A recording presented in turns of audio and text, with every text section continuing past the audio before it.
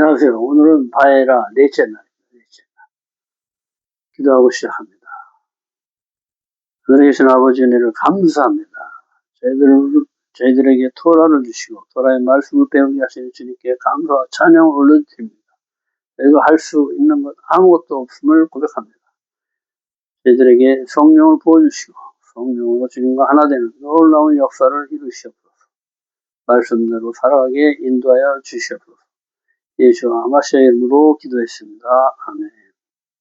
네, 넷째 날입니다. 첫째 날부터 셋째 날은 하늘의 영역을 얘기합니다. 그리고 넷째 날부터 여섯째 날까지는 땅의 영역을 얘기하죠. 그래서 첫째 날 빛이 있으라. 빛이 있었다. 그래서 빛을 영접하는 삶을 얘기하려면 넷째 날은 우리에게는 사실 빛이 없죠. 우리는 원래 어둠이었었기 때문에 하나님을 예수님을 영접해서 빛으로 돌아온 것뿐이에요. 그런데 이 빛은 나한테 머물러 있으면 안 돼. 진리는 머물러 있으면 고여서 썩게 돼 있어. 그래서 넷째 날은 나에게 빛이 없음을 깨닫고 이 첫째 날의 빛을 비춰내는 삶을 얘기합니다. 내가 말씀을 받고 말씀을 깨달음을 얻었으면 또 이 말씀을 또 이웃에게 나와 같은 하나님의 형상인 이웃에게 이 말씀을 전해줘서 저 사람도 하나님의 형상을 회복할 수 있게 해야 돼. 그래서 우리 모두는 하나가 돼야 된다. 그래서 하늘과 땅이 하나가 돼야 된다.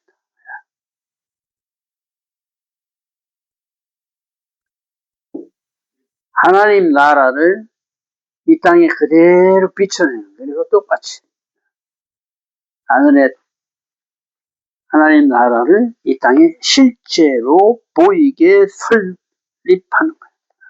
나라를 세우는 거예요. 넷째 날 소돔의 멸망, 아브라함과 아비멜렉, 이삭의 출생.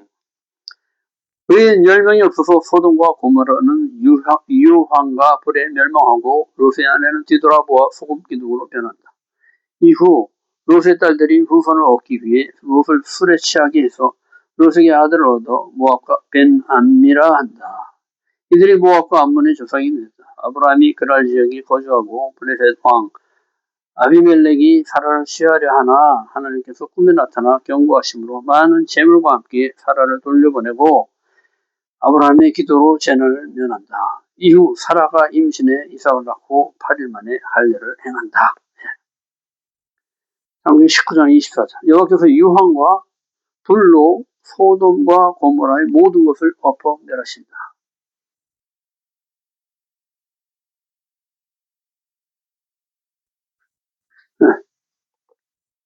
진멸하시는 하나님. 진멸하시는. 그래서 하나님을 애쉬라고 해요. 불. 하나님의 또 다른 이름입니다. 하나님의 형상이죠. 하나님의 형상. 불. 진노하시면 질투의 하나님이시다. 질투라는 건 뭐예요? 그냥 소멸시켜버려요. 우상숭배는 그냥 소멸시켜버리겠다. 이 얘기를 하시는 거예요. 뒤돌아오지 말라고 그랬는데 봤잖아. 선악과를 따먹으면 반드시 죽으리라 했는데 따먹고 죽었잖아. 그래서 우리는 누구나 다 죽음을 피할 수 없어. 그렇죠? 다 죽게끔 돼 있다. 돌아보지 말라 했는데 돌아봤어. 어떻게 돼? 소금 기둥이 그냥 변해버려. 하나님 말씀은 변하지 않습니다. 한번 말씀하신 건 그대로 이루어지겠습니다. 그래야지 믿을게요. 이걸 자꾸 이랬다 저랬다 하면 절대 못 믿죠. 못 믿을 건 사람이다. 사람 뭐예요? 왔다 갔다 착 변하죠. 아니 내가 지금 내 재산 통틀어가지고 물건을 마련해가지고 여기다 수출을 해야 되는데 통틀어서 막 배를 싣고 갔는데 여기서 안 사. 그럼 어떻게 돼? 이 사람은 그냥 죽는 거예요. 망하는 거예요. 그러니까 변함은 못 믿는 거예요. 진리는 변하지 않는 것을 진리라고 합니다.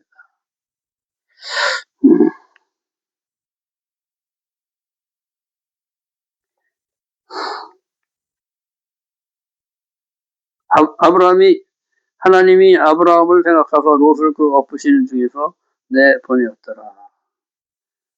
의인의 간구는 역사함이 큼이니라. 아브라함이 간구함을 들어주신 것.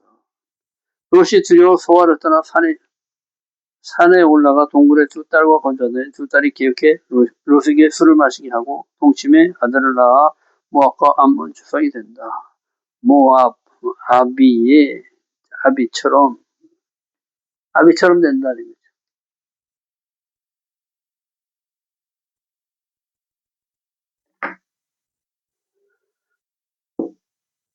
모압, 아부 그럼 뭐예요? 아버지다.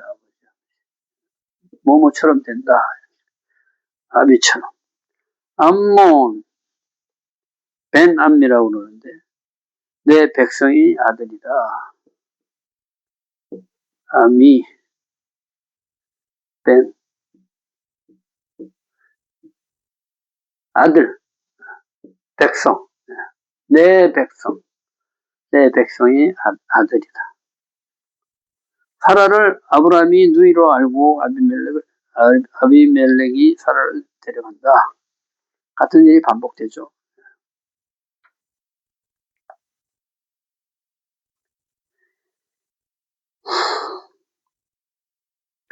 롯이 두려워서 이제 동굴 속에 숨었는데 두 딸도 마찬가지예요. 육신의 사람이기 때문에 근데 어떻게 대를 이어야 되는데 아무도 없잖아. 그러니까 어떻게 돼? 아비한테서 대를 잇게 하는 거야. 육신의 생각은 항상 이렇게 가는 거야. 믿을 게 없으니까. 하나님을 믿으면 하나님한테 의지하면 되는데 하나님이 없으니까 믿을 데가 없는 거야.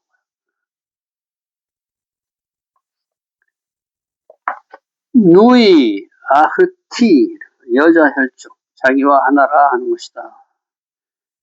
자, 아내는 이 시대는 아내는 남편이 누가 남편을 죽였어. 그리고 아내를 취해버려. 그러면은 보통은 자기 남편을 죽인 사람은 원수가 돼가지고 이거 죽여야 되는데 이 시대에는 이 아내는 남편의 원수를 갚을 의무가 없어요. 근데 누이는 어떻게 돼? 형제, 혈육이잖아요, 형제. 그러니까 누이는 이 원수 갚음을 그 의무가 있어. 그래서 아내를 누이라 한 거예요. 네.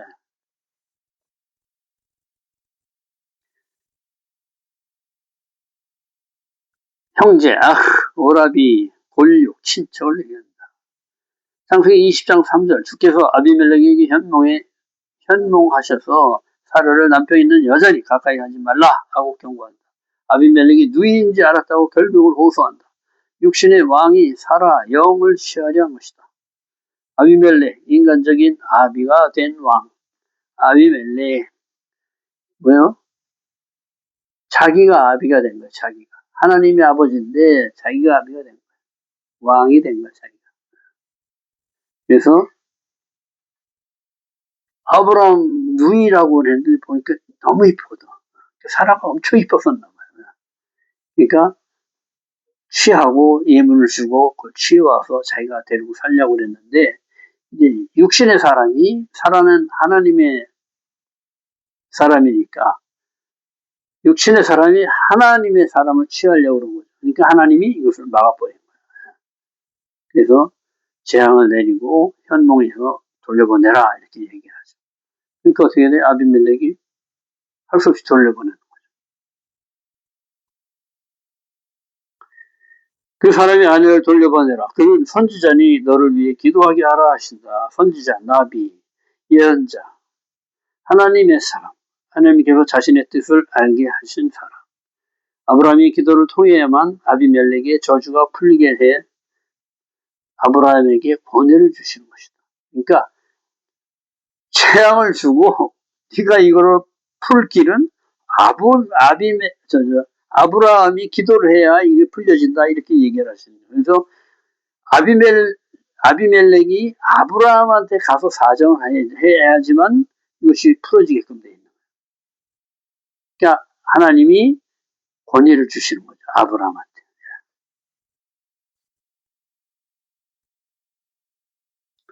아비멜렉이 자신의 종들에게 이 일을 알려 경고하고 아브라함에게는 따져 묻는다. 아브라함이 이곳은 하나님을 두려워함이 없는 곳으로 아내로 인하여 죽으면 당할까 두려워함 때문이고 실제로 사라는 자신의 이복누이로 아내가 된 것을 설명한다. 자초지종을 이제 얘기해 주는 거죠. 이 시대에는 힘이 있으면 그냥 막 죽이고 뺏어오고 막 이러던 시대이기 때문에 자기가 죽지 않으려고 그렇게 얘기를 한 거죠.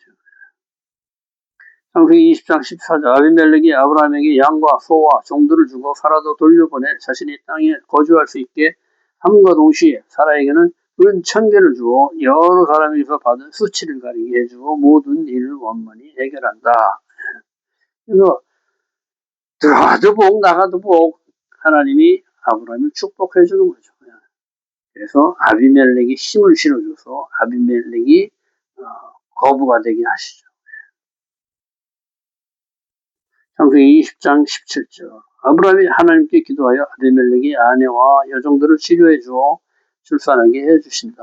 이는 사례의 일로 아비멜렉 집의 모든 태를 다주셨기 때문에 이 시대에는 이 자식을 못 낳고 그러면은 저주받았다 그래가지고 그 집안을 아주 우습게 생각하는 거예요. 네, 아브라함도 사실 자식이 없었잖아요. 본토에서는 별로 이렇게 그 존경을 받지 못했죠. 그래서 결국 떠나온 이유이기도 해요. 물론 이제 하나님이 얘기하시니까 하나님 말씀을 쫓아왔지만은 그때 상황이 그렇다는 거죠.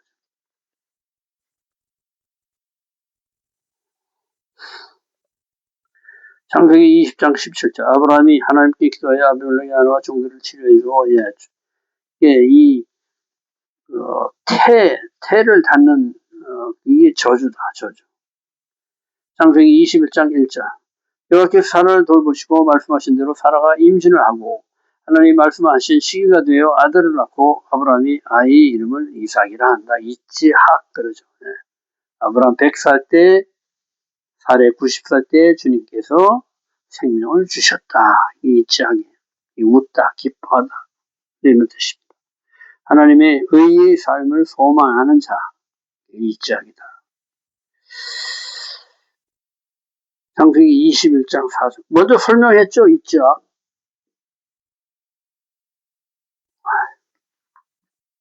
그래도 반복 뭐 단순 집중 반복이니까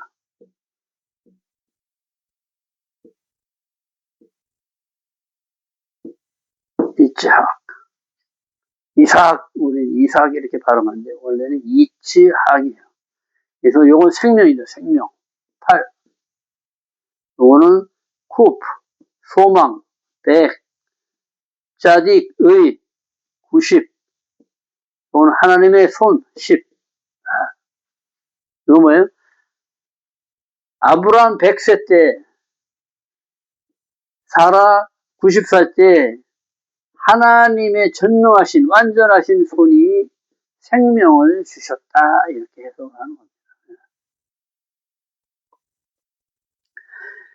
창세기 21장 4절 이삭이 나지 8일 만에 할례를 행하였더라. 육신의 사람으로는 하나님 나라를 유업으로 받지 못하므로 육신의 겉사람을 잘라내는 할례를 행하는 것으로 겉사람을 잘라버리고 속사람으로 거듭나는 것이다. 이 육신의 할례를 통해 마음에 새겨 마음의 할례를 행하는 것으로서 육신의 할례는 마음의 할례의 예표다. 겉사람의 표피를 잘라내는 거죠. 할례는. 그래서 나는 더 이상 겉사람으로는 살지 않겠다고 겉사람 잘라버리는 거야. 죽는 거야, 죽는 거. 그 다음에 나는 속사람으로 살겠다. 일종의 뭐예요? 부활 생명을 얘기하는 거야, 부활 생명. 나는 이제 예수와의 부활 생명으로 살겠다. 요것을 표시하는 거야.